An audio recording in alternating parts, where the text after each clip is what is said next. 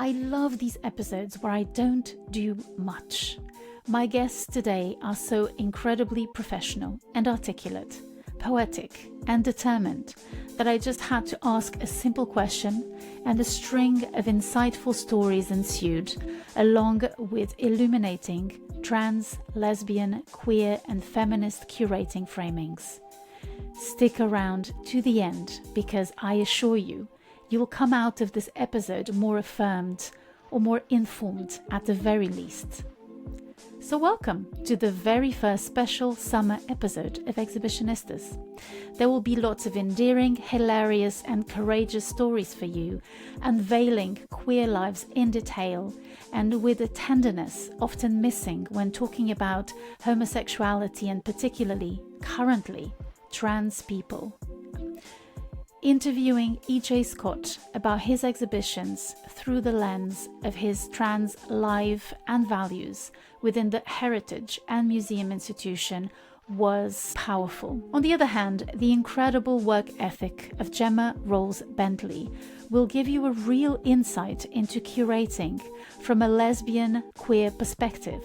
We're all enriched by these stories, and thus she have incredible anecdotes about queer lives from the past and also from today. Learning about the exhibition that brought us here will perfectly illustrate such framings and how they can be useful and exciting and empowering. The exhibition is called Talisman and is centered around the notion of safety and resistance through magical, powerful objects that keep us safe, strong and resilient. There are lots of references in this episode, which I will include in the newsletter, so sign up, follow us on Instagram, and don't forget to leave us a rating, to donate, or to become a member through Substack or our website, exhibitionistaspodcast.com. And now, on with the episode. Enjoy. I am Joana P. Neves, contemporary art curator and writer, and this is Exhibitionistas, the podcast where we explore art from all angles, stubbornly embracing creativity in its iridescent complexity. This is an Art Insider episode where I interview fascinating figures of the field, and today is no exception. I have the honor of having here with me two guests, Gemma Rolls-Bentley and E-J Scott. They co-curated the exhibition Talisman, assisted by assistant curator Katie Della Valle, and which was extended until the 10th of August, so you have time to go, plenty of time. It's in London on Park Street, right next to the Blavatnik building entrance of Tate Modern. You'll find all the information in the show's notes, so please go there, and you can also, while you're there, sign up for the newsletter. So Gemma and E-J, thank you so much for being here. Welcome to Exhibitionistas. Thanks for having us. It's a pleasure. So I'll briefly introduce you very quickly, the embarrassing moment, and then we'll move on to what counts, which is the pleasure of listening to your answers.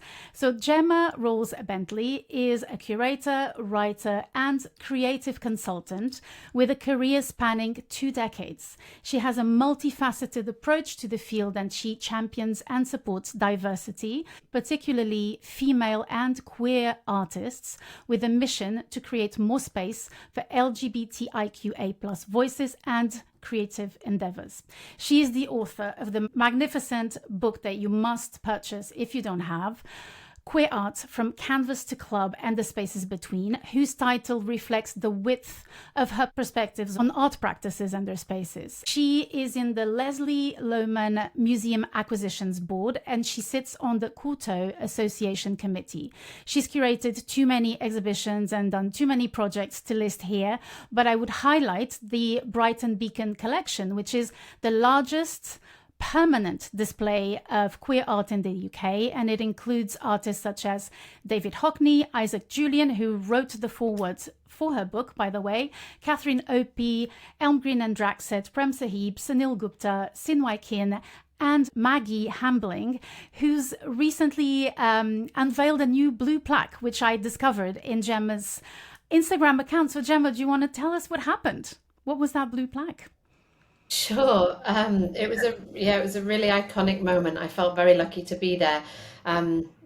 Maggie was invited to unveil a blue plaque for the Gateways Club, which was the first lesbian club in the UK.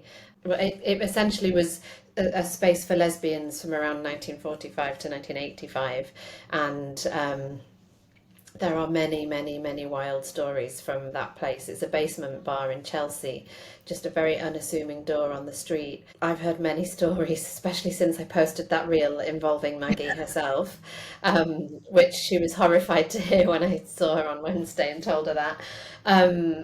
And yeah, so they invited English Heritage, who are responsible for putting the blue plaques up, have a really brilliant working group led by Amy LeMay, and they're committed to marking more LGBTQIA plus sites around the UK. And the Gateways Club got a blue plaque above the door finally. And apparently it's the first blue plaque that says lesbians plural on it. Yeah, I mean it actually started, the guy who took over the lease for the bar, according to the stories, which I believe are true, his grandson, I think it was his grandson or his great nephew, was presenting on the day too.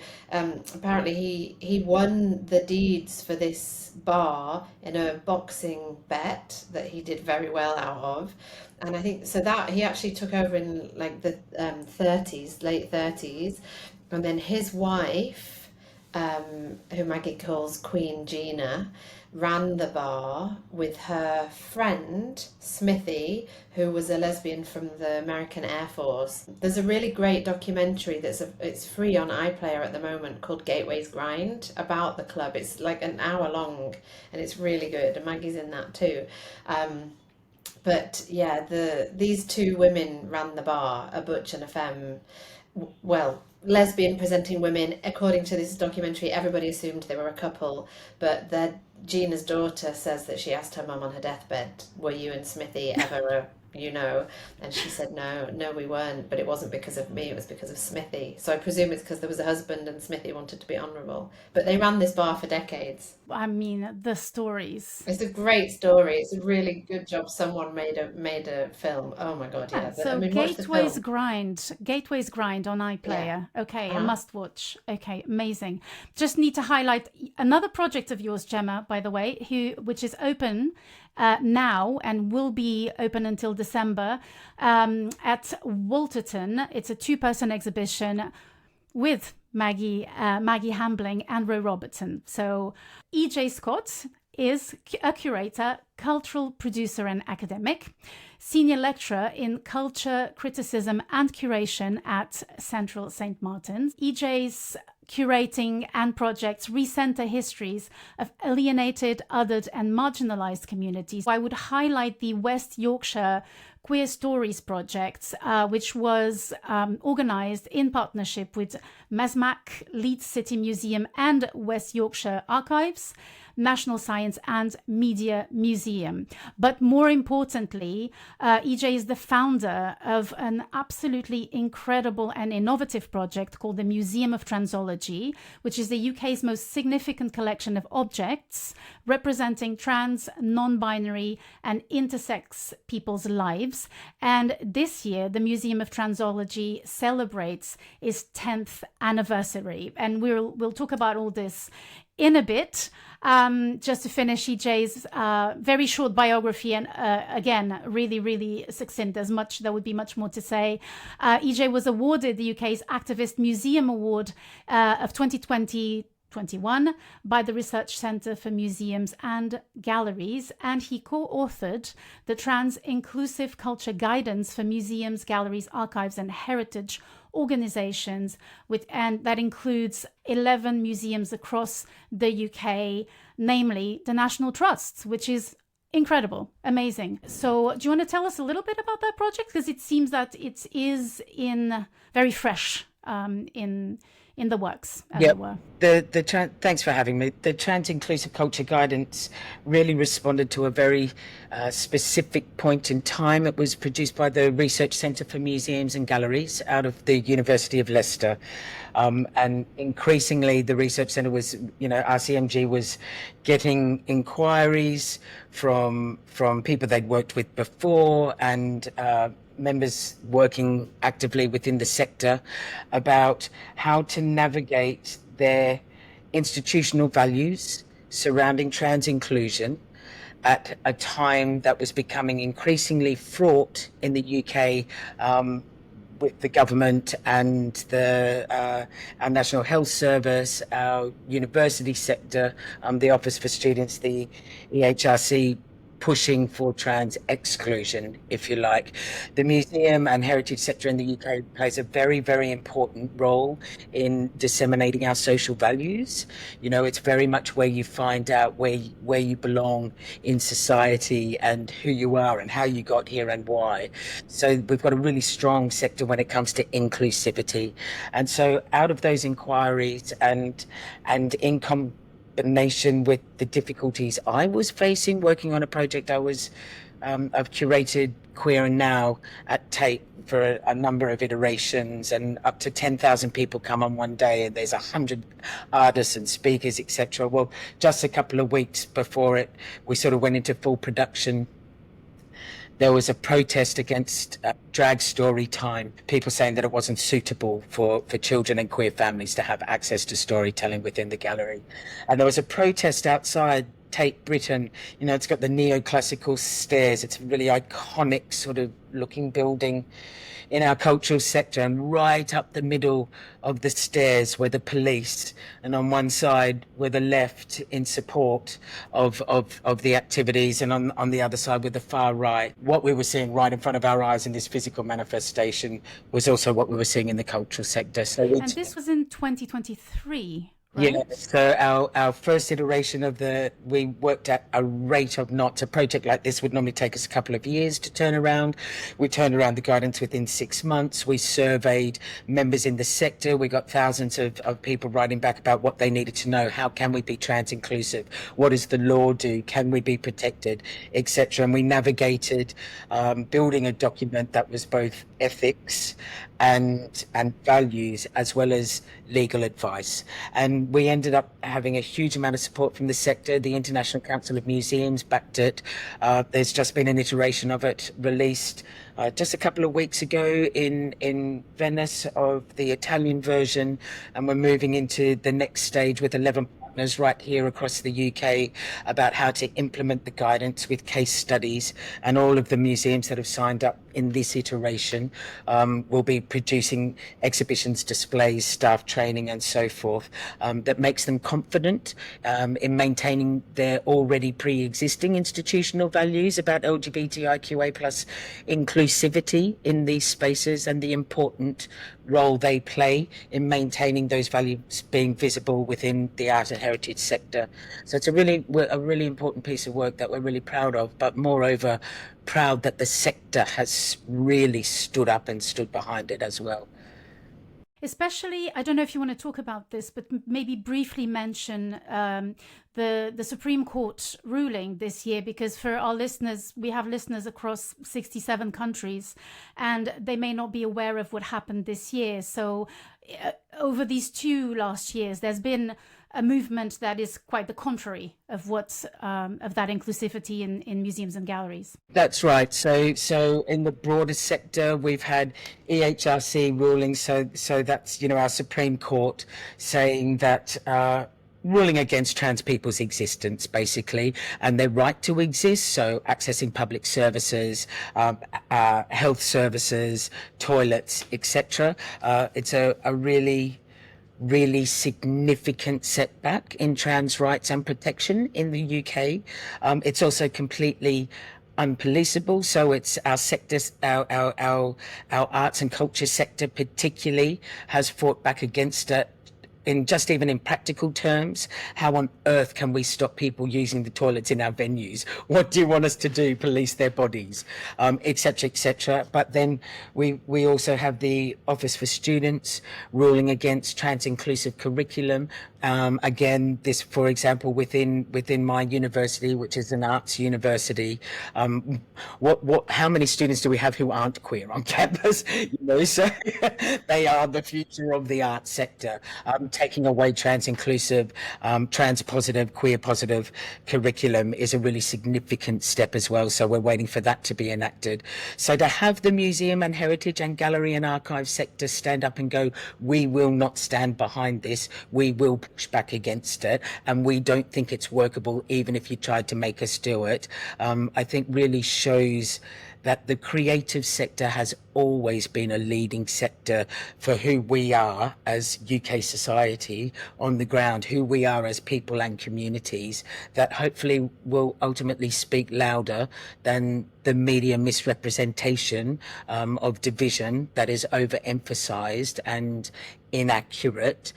Certainly the response Gemma and I see to our work and our communities need, the way they thrive within creative and cultural spaces as well as produce within these spaces, speaks to exactly the opposite end of the spectrum. Well, we're going to talk about your other project, Museum of Transology, because this exhibition Talisman is joint forces between two entities, two organizations. So Cardion Arts, Gemma, you founded it a year ago, wasn't it? More or less, and there's a charity associated with it. So explain your project a little bit, and then we'll move on to the Museum of Transology. Cardion Arts, it's a new non-profit, and a group of us founded it together. I'm just one of many people behind it, and we came together last year to work on an exhibition called Ultraviolet that was on in Soho in London for just 1 week, and it was another fantastic group exhibition of queer and trans artists that was looking at queer visual coding in contemporary art practice. The exhibition, it was on for I think it was like 9 days, and we had thousands of people through the door. We did 2 events, both of them, it was like the street in Soho had to shut down because it was just full of people.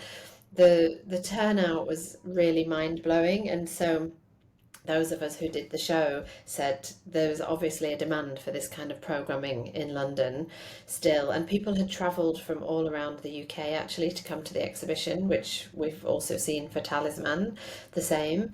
And so yeah, we decided to come together and formalise an organisation which we called Cardion. The name of the organisation comes from 2 Gaelic words, one meaning family and one meaning protection, and we put them together. I joke that I also just really like the sound of the name because it makes me think of Celine Dion, which the gays appreciate. But yeah, we have we have a big ambitious mission, I would say, as an organisation. There's 3 parts to our mission. The first one is that we champion the work of queer and trans artists. Number 2 is we programme events that foster a sense of belonging for our community. And then the third one is that we fundraise for our charity partner, and our charity partner is AKT. AKT are the only charity in the UK who are working with queer and trans young people currently facing homelessness. And so the kind of programming that we've been doing as an organisation is one big annual exhibition every year. We did a performance night event at the ICA in March. That was again brilliantly attended, and we made sure that half of the tickets were available for free, and then there were options to pay, and then pay plus donation, and then people also could donate on the night. And we had amazing talent performing at that night. We had artist Eben Shodpo, we had a brilliant singer called Dilemma, we had the duo Eve Stanton and Florence Peake, and then Tom Rasmussen closed out the night with a very sexy musical performance. And then we also do other smaller, more intimate programming where we host dinners for artists, where we work really closely with artists to think about what they need at a key moment in their career, perhaps their early career or a pivotal moment in their career. We had one of those dinners last night, which is why I look so tired, because as you heard, I was doing karaoke. You look amazing. 2 o'clock this morning. Was it Celine Dion, Gemma? It was Celine Dion. Yeah. I do a very good. My heart will go on. I'm not gonna lie. If that's true, I'm very impressed now. And I'm sober and I still do it well. I think, there's an opportunity here now, Gemma. To do it right now. I'm all sung out. I've had too much. There's a limit in how much you can do it in 24 hours. You have to catch me on a different day. Yeah, exactly. Exactly. And then we're also about to launch a residency program with Cardion. We have a brilliant Scottish artist coming down to London for the month of August. He's going to be resident in a really fabulous property in Hammersmith that has a very long queer history. BBC Three made a radio documentary about the property. It's called A Most Queer House. And so we're bringing an artist there. And I mean, there's lots and lots of projects that we're doing, and a lot of it involves partnering with other organisations. And so for this exhibition, I was thinking about who would be a good person for us to partner with on the exhibition. And because of everything that's been going on in the UK, in North America, and in the wider world around trans rights, it just felt like a really good opportunity to work with the EJ and the Museum of Transology. I often say that the Museum of Transology exhibition that I saw back then really gave me insight into trans experience that I wouldn't otherwise have had. And I have a huge number of trans people in my life, in my chosen family, and I feel that I'm able to show up for them better because, of being able to engage with the Museum of Transology. And then obviously EJ's continued doing fantastic work over the last decade. The show at CSM Trans History that just closed was just incredible, and to see the community turnout was brilliant. So I was really, really delighted that EJ agreed to work with us on this exhibition, and what has kind of come out of it is just really brilliant. It's a group show called Talisman, and we called it that because we were having conversations with artists, and these themes kept coming up around symbols, objects, or people that we're turning to keep us safe in these increasingly challenging times. So just to kind of close the chapter of this co-curation, maybe it would be a great opportunity, EJ, for you to talk a little bit about the Museum of Transology that Gemma has described brilliantly, because it really is the fine detail that humanizes rather than vilifies or pathologizes this particular project that you've organized. So can you tell us a little bit about how you've come to define this project, and then what it is, and how it exists out there, because it's not a brick and stone museum, right? Yeah, that's right. First of all, just want to emphasize how grateful we were to have this invitation by Cardion Arts and from Gemma to work on this project. It's been an absolute delight, because at the end of the day, what felt really right about it is that we're both not-for-profit. We both care about fostering belonging for our community through the arts, and the intention of trying to provide a space for our community to be visible, but also to be with each other. All of these values aligned for me with the work at the Museum of Transology. The Museum of Transology is now the world's largest collection of objects and stories relating to trans lives. We've been collecting for 10 years, and it's a material culture collection. So people donate an object, but they write their story in handwriting on a little brown tag that's attached to it. And so we archive the tags as well, which means we turn the story into a piece of material culture as well. By archiving this, we enter into a realm where you can't deaccession the stories and remove them. So those stories are protected in time as well. And so we've got very clear ambitions when we've been going through it. When I set it up, it was that we would provide a space for trans people to talk about their experiences rather than be talked about. You know, it started in 2014, and this was the year that Laverne Cox appeared on the front cover of Time magazine with the heading Trans Tipping Point. And really, it was the year that the whole world all of a sudden went transtastic. There were a couple of social forces that at play, but essentially this was like, oh my God, they used the toilet. Like the whole world just kind of woke up in this ballistic trans awakening. And so it felt like we were being spoken about, that we were being, I have really clear ambitions that by bringing people's voices into this heritage and art space, that we can fight the legal systems that criminalize us, the medical systems that pathologize us, the media that spectacularizes our lives and bodies, and the politicians who debate and demonize us. We would put the humanity back into the trans experience by talking through our own lens and our own lives. And so we say that the collection's by us, about us, and for us. And we've now got over 1,000 objects in the collection and 2,000 protest placards. And they all went on show for the exhibition, the 10-year anniversary exhibition at Central St Martin's at the Letterby Gallery, only closed a month or so ago. But the most important thing as well is that we use curation and an exploration of it as a practice of care to engage the community. So I always say there's 1,000 curators of the Museum of Transology. Every single thing that we do, down to the collecting, the donation, the object entry forms, the cataloguing, the mounting, the exhibition, but everything is done by trans people, all members of the community. So we had hundreds and hundreds and hundreds of people work on the show over 3 years, but we meet weekly and we archive every single week, and groups of us turn up, and it's intergenerational and it's free, and it's about really sharing the skills, but also presenting people with an opportunity to feel like they have a place in history. If you don't see yourself on a wall of a museum, you're made historically homeless, you're taught that your people have never contributed to society, that you're not you're destined to not be remembered.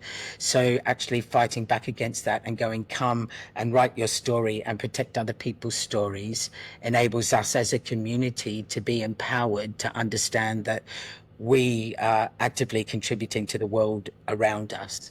And I think really that engagement with arts and culture and archiving and curating and exhibition display as a collaborative community process is a really, it holds a very specific magic power.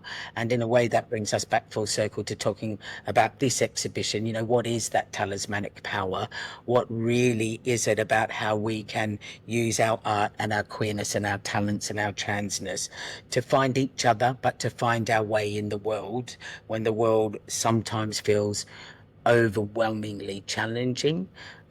This is a pathway out of that, where we don't just compromise and settle for being accepted, where we go, we are fabulous and you need us as much as we need you, right? I mean, you just have to go to Pride the other weekend. There's many, many more straight people there than there were queer people. They want a part of our culture, man. So I think there is a magic there that deserves to be celebrated, and we're touching on that with this idea of the talisman in this show. It's so beautiful to listen to you, because both of you are real curators. You cannot wait to talk about the exhibition, and I'm trying to contain you because I have another question, because this is Exhibitionistas, and I started the podcast by inviting people who weren't professionals in the art field to discuss specific exhibitions together and turn them into episodes. And so I'm always curious about exhibitions, and I'm also curious about where it clicked for each one of us. So Gemma, I read somewhere that your grandmother introduced you to art, which was kind of a double-edged sword, because you were interested in art, but at the same time, not a lot of representativity in the art that you were seeing, and you weren't seeing people that interested you and that you felt connected to. So was it there and then that it clicked for you, the art thing, and that you felt that that was your thing, or was it much later? Because I know you didn't study art right away. You studied what was it? Politics? No, I forget. I did maths and artificial Maths. intelligence. What? That's why I'm good with a budget, EJ. I mean, game on, baby. Oh, wait. Artificial intelligence. Yeah, I before it was really a thing. I had seen that film with Jude Law in it. I thought it looked like it was going to be cool. I did not do well Wow. in my AI studies at all. Um, So, anyway, moving on from there, that would be a whole other episode. thank you for that very thoughtful question. Yeah, it's something I've thought about a lot recently because my oldest, who is 6, has started talking about my grandmother a lot. She died before he was conceived. We were trying to get pregnant with him when she was dying, and we talked about it a lot. And she left some things for him and for the kids. You know, she'd really hoped that we were going to have a family. She knew that we were trying. But this funny thing, and she was a huge influence in my life, my grandmother. She went to an art school when she was a teenager in Sheffield in the 50s. So she knew all about the gays because that's what her friends were. And actually, I have a very elderly friend who's 92 that my wife and I help care for. And he was her best friend. His brother, who was also a fabulous gay, went to the art school with my granny. So yeah, there were gay men in her life a lot. She was a big old hag and like me and loved it. But she was she was a really talented artist. She was really passionate about art.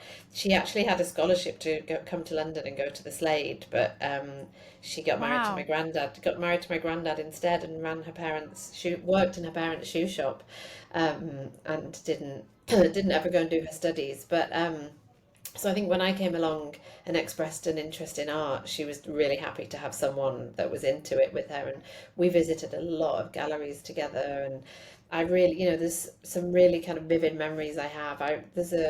There's this self-portrait of Rembrandt, age 51, that hangs in the National Gallery of Scotland. The way you used to walk into the main gallery space, you'd walk in and it was kind of hung behind you where you'd just come from. And I can remember walking through into that room, and then she turned around and saw it, and she went, and it was like a real kind of gasp. Like I could see how moved she was by this painting. And I remember things like that. I think she kind of passed that on, like how to feel about art. But the reason I mention my 6-year-old and her is because my grandmother lived with my parents in their house in Sheffield, and she passed away, and they've just recently sold their house, moved to a smaller house. And so there used to be a bedroom, Granny Ann's room, at my parents' house, and that bedroom doesn't exist anymore. And we have a very, very small box room in our house, which is rarely empty, actually. We've usually got some lovely young friend staying in the room. But my son Blaze has recently started calling that bedroom Granny Ann's room. And I don't know why, I don't know what, but I feel like maybe they're talking to each other or something. There's some lovely connection. It's very sweet, and he's very like her. And yeah, it's kind of a funny thing. And he's like really like, that's it. It just one day he was like, oh yeah, Granny Ann's room, and he only calls that bedroom Granny Ann's room. It's really bizarre. Even if like How our friend, eerie. even when our friend is living in that room and it's their bedroom, he's like, no, Granny Ann's room. So yeah, she's the one that taught me to love art. But the point you said about like it not necessarily being representational for me and myself, and it's true, I didn't see myself reflected in art, so I loved it. I loved the technique of art. I loved seeing art and the craft of it. But in terms of the content, I think I probably struggled to connect. But actually a big turning point for me was when I was at university doing maths and AI. I was able to pick Sorry, up. I I can't don't know believe why how I'm much laughing. everyone laughs at this. So I'm- sorry. Listen, I can do a really good spreadsheet. My Yes. finances are in order. But you know what? While I was listening to you, I was thinking, these people work so hard. You work so much, and now I know why. At least for you, Gemma. I don't know what EJ. Yeah. I don't know what EJ's secret is, but yeah. Sorry. I do work hard, but I'm also, I don't know. I'm a classic addict. My relationship with my work is not necessarily healthy, yeah. When I was studying, I was able to pick up like secondary subjects, and art history was one of the subjects I picked up, and I just absolutely loved it. But the key was at Edinburgh University, where I was studying, there was also a joint honours degree, art history and fine art.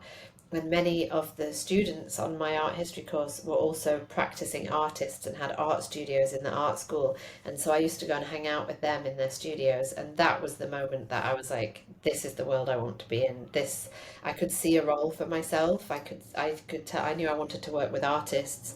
I wanted to build platforms to present their work. I wanted to find ways to connect art with different audiences. I wanted to help artists tell stories about their work. It was getting to know artists that really changed it for me. How fantastic and incredible, because the first thing you described was someone else reacting, someone you loved reacting to an artwork, and now you're talking about the artists and how they worked and how you connected with them. So it's such a communitarian sort of foundational relation to art. It's really incredible. EJ, same question for you. Were you connected to art in your childhood, teens? Was it a later click? How did it happen for you? Certainly for the Museum of Transology, there's a very specific moment. And it was, I mentioned that I started it in 2014, the collection. And it was sort of this, we refer to it as the trans tipping point. I'm actually a social historian, so the kind of curation that I do really relies on finding stories and showing stories and unpacking the context within which they exist. And so it's just been a real joy working with artists directly to hear about the work that they're producing. You know, that's kind of where I jump in. And I, at the same time as doing that was happening in 2014, I was working for the National Trust, curating a very large collection of fashion and textiles. There were 14,000 pieces in the collection, and dating back hundreds and hundreds and hundreds of years. And I became a little bit obsessed with this idea of freezing rooms in time. This is what we do classically with the National Trust and large sort of stately homes and heritage houses, is we set up the dining room and they might have lived here like this, and you walk through and you step back in time and you think that, you know, the tables and the tablecloths and these belong to the family and they might have actually touched that cup. And Charles Baudelaire famously says that the beauty of collecting, the magic of collecting, the miracle of collecting is that we collect ourselves. I was also going through some gender affirming surgery, and I was lying in my hospital room and I was looking around at all the things in the hospital room going, where's my frozen room in time? This is such a widely shared trans experience that people could step in, and by stepping in could potentially understand how important and intimate and in so many ways relatable the experience is, if we just had a space for these artifacts and to set up these kind of trans understandings.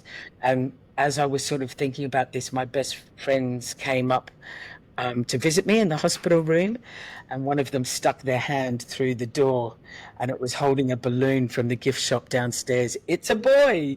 And so I sweet talked the nurse and she let me take the sheets and the pillowcases and the little paper cups that I had my medicine in, and like literally everything. She let me just take the whole room, and I had my It's a Boy collection, and that was the first display that I did of the Museum of Transology, was to recreate this frozen room in time in using the curatorial methodologies that actually I'd got from the most sort of traditional heritage organisation in the UK and reappropriated it to make it incredibly timely and incredibly queer, and to respond exactly to what was going on today, so that we didn't forget it tomorrow, because otherwise we were just going to fall through the cracks and into the historical abyss once again. The idea with the we learned a lot in 2017 when it was the partial decriminalisation of homosexuality in England and Wales, here in the UK. It can take a couple of years to get particularly a social history exhibition or a mixed media exhibition together in museums across the UK. So around 2014, all the museums were going, we're really rubbish at LGBT representation. What are we going to do? How are we going to get something together for 2017 in time when we don't know what's in our collections?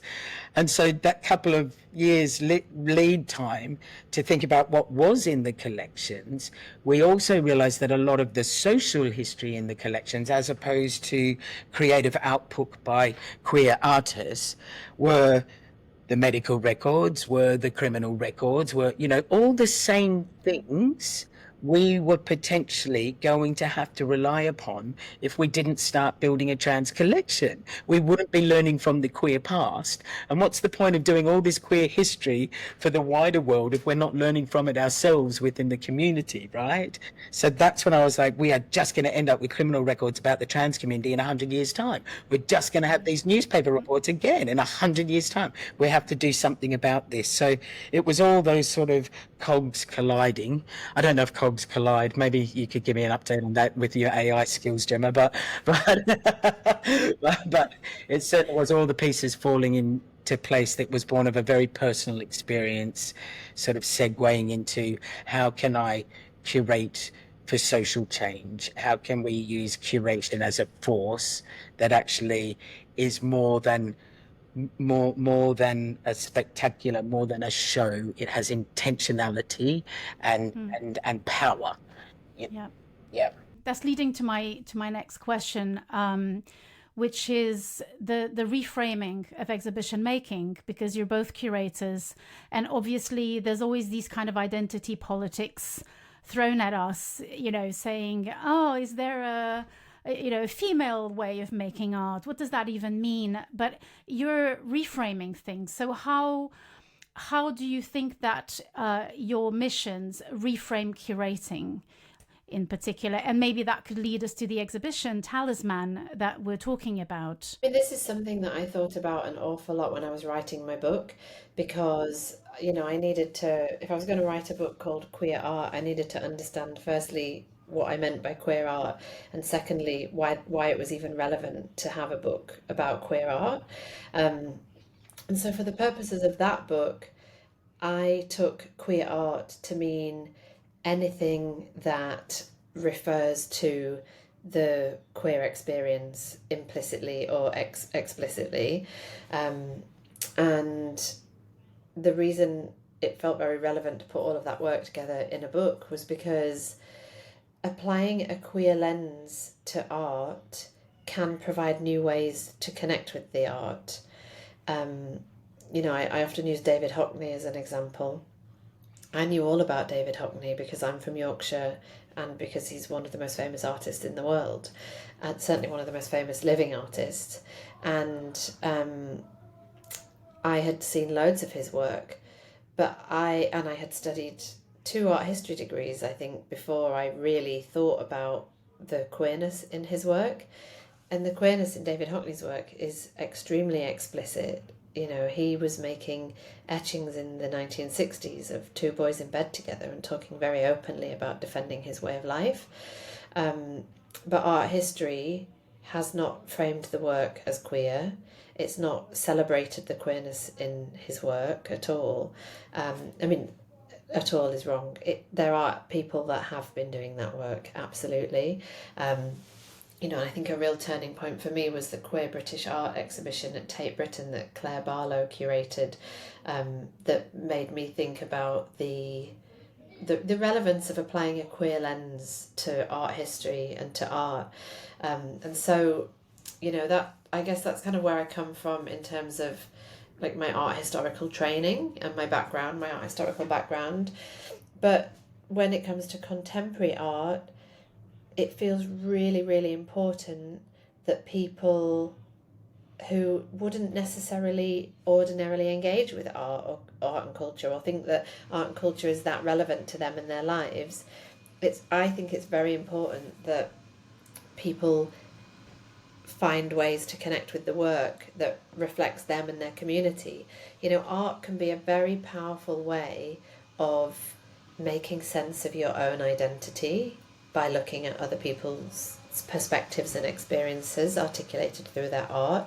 Something that we've talked about a lot in this show is that there are lots of examples where something made by an artist through their art practice, it can maybe be the only way, the best way, or the only way of articulating something that is otherwise quite challenging to articulate. Can't just be said through words, for example. With art you can really express a feeling. So with my curatorial work, I feel like it is relevant to apply a queer lens, but I think that can be done in different ways, and it's important that it's always done in thoughtful ways. So, for example, I would never curate an exhibition that was called queer art, that was just a group of artists brought together because they are queer. That feels really reductive. That doesn't feel like we're really understanding and appreciating their art. It doesn't feel like we're having a progressive, sensitive conversation about the topics that they're handling in their work. Making a book about that topic is different because that book didn't exist. We should have had that book decades ago, and that book didn't exist. And, there wasn't anything out there that was super accessible and that anybody could pick up.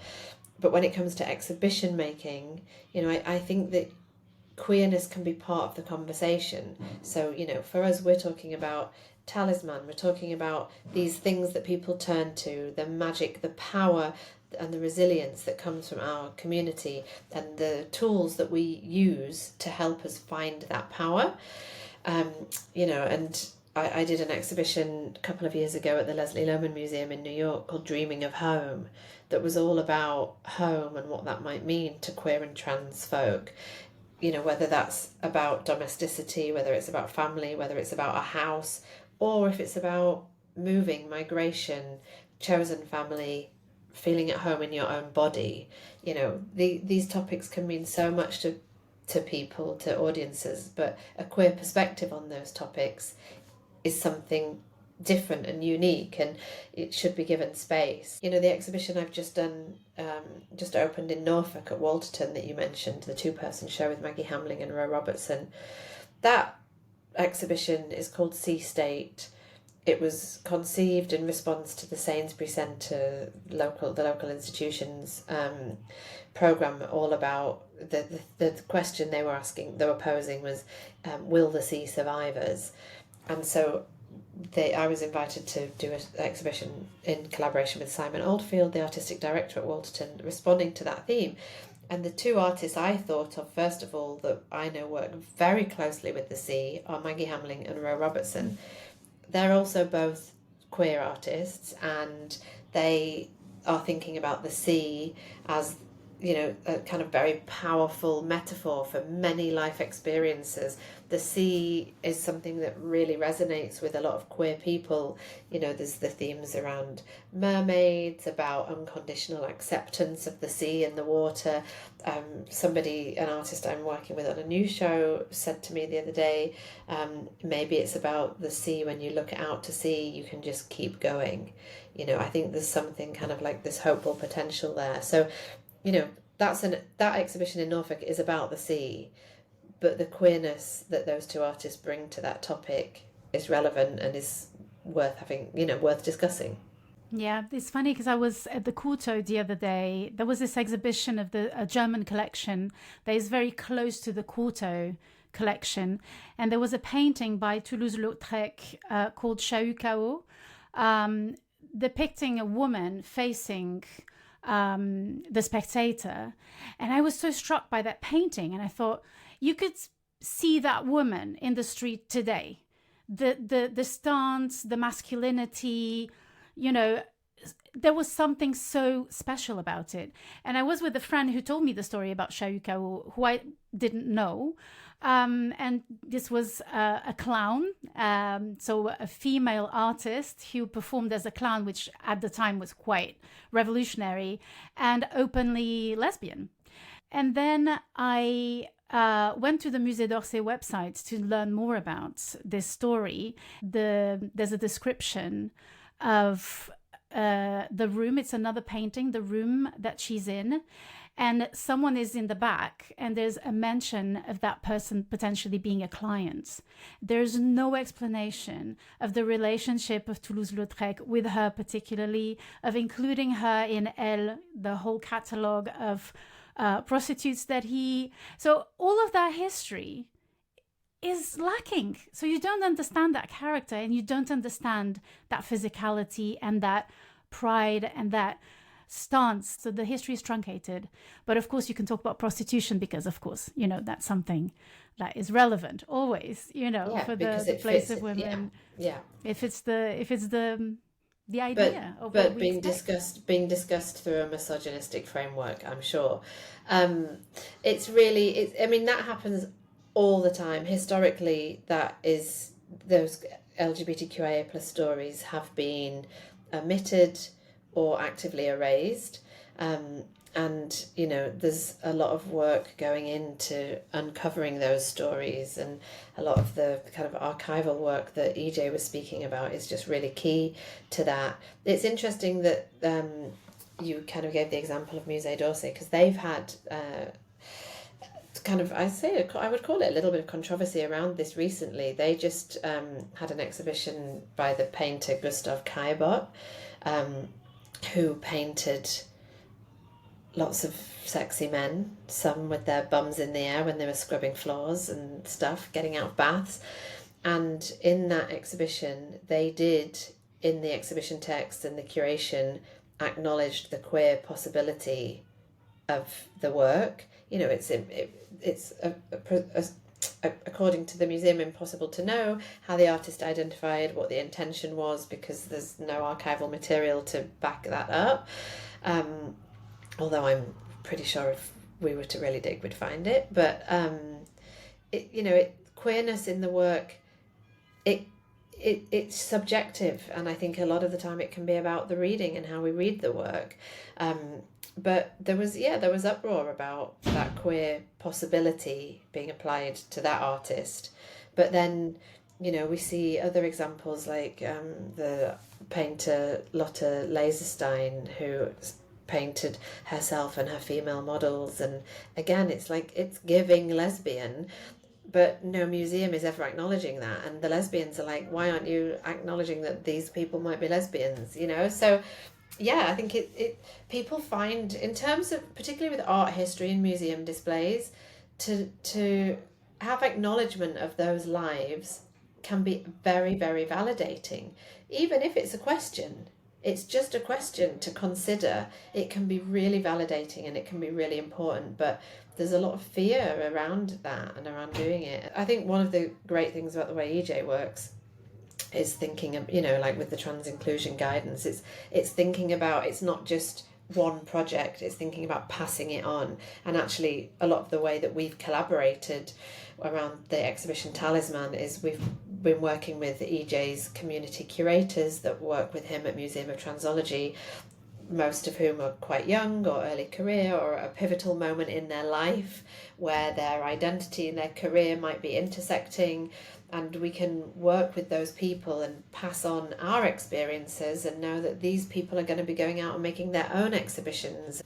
Yeah, speaking of which, E-J, this idea that of validation that Gemma was mentioning, you work really hard towards not reducing the idea of validation of just a sort of empty idea of representation, but more an idea of learning with the history and having a real embodied knowledge of people's lives. And so my question to you as well is this idea, is this question pertaining to curating. So how do you reframe your curating precisely to open up this idea of validation and And how do the projects then take different shapes than maybe a museum exhibition, let's say? I think they do take the shape of museum exhibitions. That can be the final outcome, certainly in my work. But I think I think very closely about what does it mean to be trans in exhibition making? What does trans curatorial practice, what does transness contribute to curatorial practice at large? How can we impact upon the sector with radical new forms and ways of thinking through what we do, and at the heart of it is embedding the values of the community in the practice. So this can be really obvious but really important approaches. In the trans community, we've got a very strong commitment to anti-racist, intersectional approaches. We've got very, very strong accessibility politics. You know, the idea, all of these commitments, feminist values, etc. All these commitments come together at one to represent what the trans community stands for, because trans liberation is liberation for all. That's the catchphrase that we use. The idea being that if we can be freed from gender stereotypes, gender normativity, this will benefit everyone. It's really key to my practice that we bring community into the process of the exhibition making when they're trying to find themselves and tell their stories, rather than needing bed-notch evidence of people having had sex or non-heteronormative lives. You know, a lot of queer people in the past did still have to get married, did still have to live to their families, etc. Right? So just finding the evidence is not the pressure to find evidence of that is not the same as any heterosexual experiences in the curatorial world putting on an exhibition going, hang on, are you sure that they really were heterosexual? Because those pieces of evidence apparently exist institutionally, you know, and it's not just, I think this approach that we've built over the last 10 years of upskilling the community, but always having all these core values at play in the work, has fed out into wider projects that don't necessarily need to be trans projects to see these methodologies put to work, but they are born of the trans experience of needing acknowledgement that we exist and are owed an honour and a place in society. So, for example, an exhibition I did late 23, 24 at the Ditchling Museum of Arts and Crafts was called Double Weave, Bourne and Allen's Modernist Textiles. And Ditchling has an incredible history of arts and crafts, and particularly in design. And the museum was turning 10 in the new building, basically, and they approached me to do an exhibition because the founder of the museum, Hilary Bourne, had lived and made textiles, modernist textiles, with her partner for decades. All their lives they'd lived together, and they had studios across Ditchling. They had galleries in London.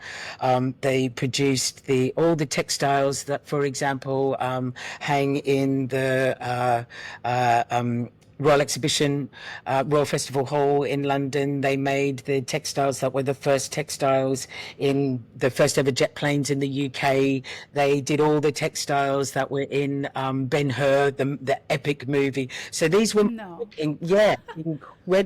incredible work. When they went away on holiday later in life, they were staying in a bed and breakfast up north. The bed and breakfast caught on fire. Hilary jumped out of the window and her partner did not, and perished in the fire. And she went into deep mourning and moved back to Ditchling and couldn't get out of her mourning until her sister, more than a decade later, said the school building's up for sale.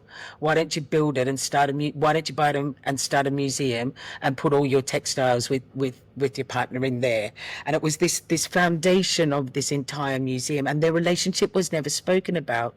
So for the 10-year anniversary, I got 10 women from across Sussex, where Ditchling is, and they all contributed a different story and a different reading of these women's lives and relationship and work. Some of it was modernist history and the way that women are overlooked and women makers are overlooked, particularly if they are in a craft, modernist practice like textiles. We had art historians, textile historians, dress historians. We had a dyke from the local community. But what we all came back to at the end of the project is that the body of work that these women have produced throughout their lifetime together was absolutely founded upon the strength of their intimacy and their relationship. And that's what the queerness was. That's what the lesbianism of this story is. Their work stands on its own.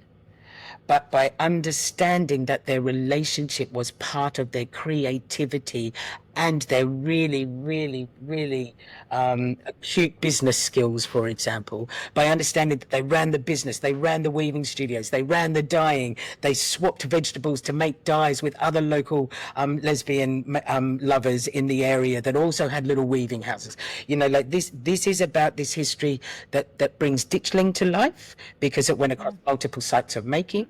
It brings modernism to life at the very highest cutting edge in London in the 1950s. It brings women's technology and business acumen to life, but it's still all drawn out of their lesbianism and their relationship, So it was the process of transing the exhibition making by applying my community practice and the values of letting us speak for ourselves and multiple voices and working collectively to make the exhibition. Those trans values in a lesbian exhibition were actually what made it so beautiful and multivocal, and I think it is this idea that we can change this elite mode of highly educated, hierarchical, cis white male, upper middle class, if not more elite practitioners that are the curators of the world, and actually bring in people with lived experience, but moreover, passion for their communities and their communities' cultural outputs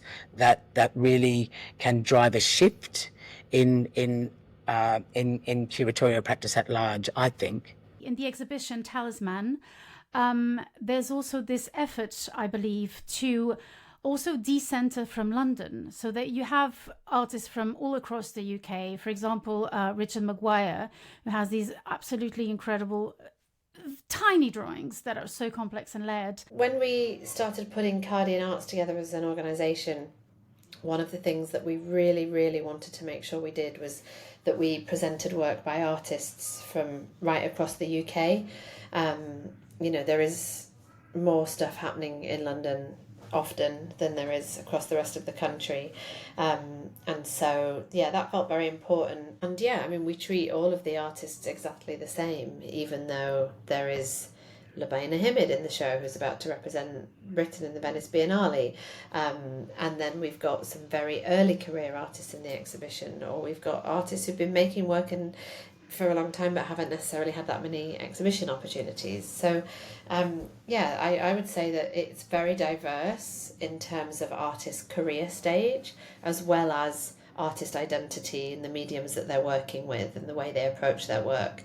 I think both EJ and I feel very passionately about providing opportunity for intergenerational conversation, and so having artists who, and I think this is something as well, is that to be queer often involves queering time, particularly to be trans, when people are finding their authentic identities later in life and kind of starting all over again at certain points, and lots of people who identify as LGBTQIA plus,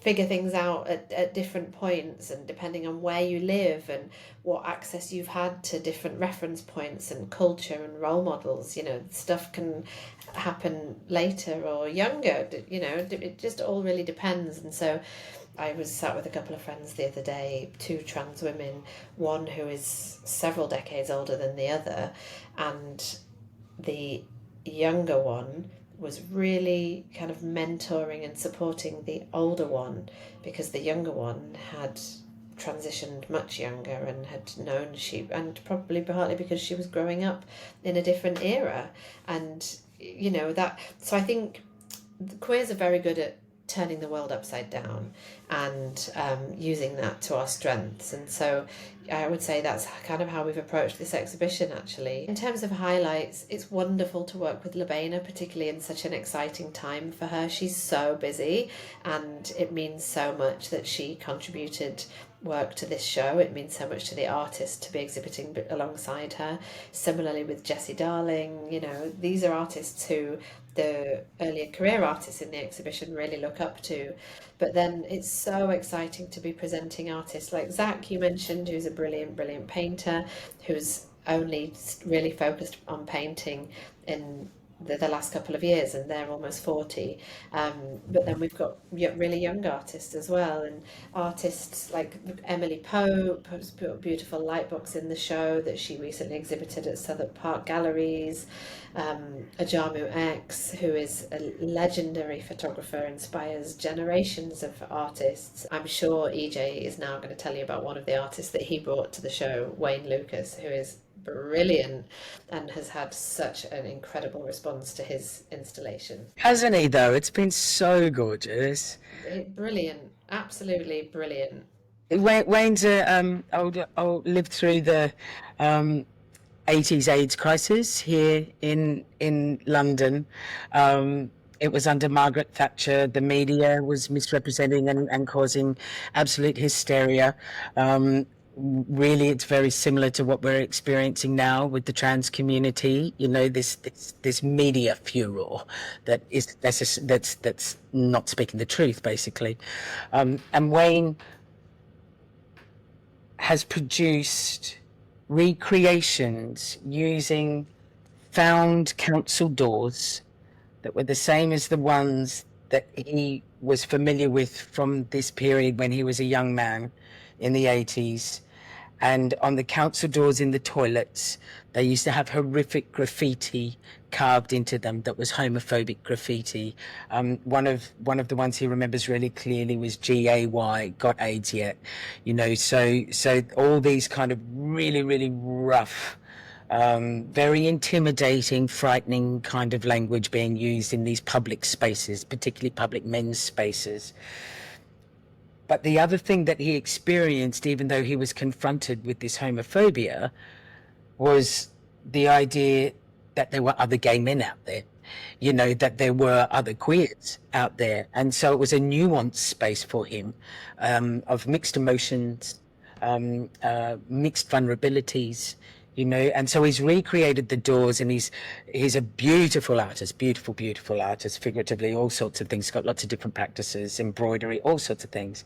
And he's carved in the graffiti, but then he's put, very fine gold leaf into the scratchings of these abusive words. He's put glory holes in, but he's embroidered them so delicately, actually the wool into the wood in different shades of pink, just the skill and artistry, but the sheer beauty of it, but a very controversial idea, and so the preciousness of the multitude of experiences being reawakened through the materiality of the objects, but also the sharing of this experience, because he hangs the doors one after another, so on hinges, so you can actually walk through them as if you are cruising and you are going through the spaces.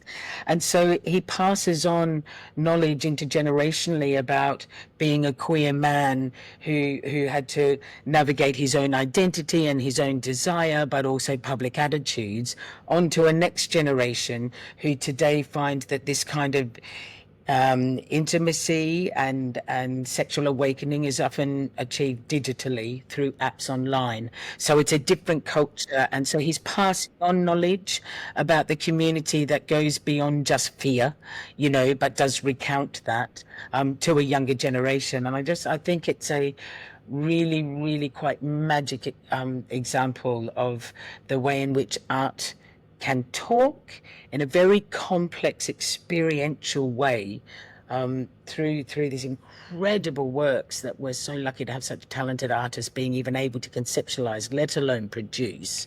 I think it's just a really magic example of how it keeps our own culture alive as well. Thank you so much for this conversation. Thank you so much, Joanna, for inviting us on and for talking about the exhibition with us and for your thoughtful questions. We really appreciate it. I wish you a pleasant summer. Thank you again for your generosity. Thanks, Joanna. Thank you. Thanks so much. Bye. Bye. Thank you so much for listening. It was a pleasure to celebrate Pride Month with this fantastic interview and to explore the recent and current highlights of Gemma, Rolls-Bentley and E-J Scott's brilliant career. Thanks for listening. We hope you have a great time until the next episode. Stay present, stay exhibitionistas, respect yourself and others, and don't forget, we visit exhibitions so that you have to. Take care.